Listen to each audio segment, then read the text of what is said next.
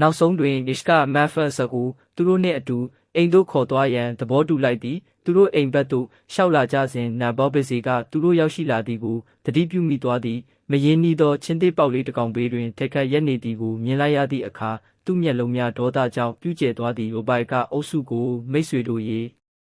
သစိမ်းတွေကိုဘလို့လောက်ကြမလဲဟုမေးလိုက်ပြီးနောက်သူ့ဘာသာသူအေးဆက်ဆက်လေတန်းဖြင့်စားပစ်လိုက်ကြတာပေါ့ဟုဖြေလိုက်သည်မက်ဖာဆာကချက်ချင်းပင်ကျွန်တော်ကအစားခံရမယ့်ချင်းသေးပေါက်လေးမဟုတ်ဘူးကျွန်တော်ကချင်းသေးတကောင်ပါဟုပြောလိုက်သည်ရောဘီစီကမက်ဖာဆာအားထိုနေရာမှထွက်ပြေးရန်အမိန့်ပေးလိုက်သည်မက်ဖာဆာကရဲရင်စွာပင်ကျွန်တော်သာပြေးမယ်ဆိုရင်ခမရတို့ကျွန်တော်ကိုဖမ်းမိမှာမဟုတ်ပါဘူးဘာလို့လဲဆိုတော့ကျွန်တော်ကကဘာပေါ်မှာအမြန်ဆုံးပြေးနိုင်တဲ့ချင်းသေးပေါက်လေးမို့လို့ပါအဲ့ဒီလိုကျွန်း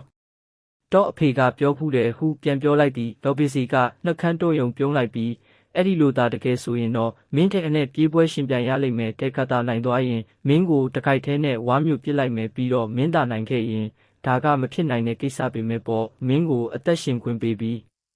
နဲ့အတူနေခွင့်ပြုမယ်ဟုပြောလိုက်သည်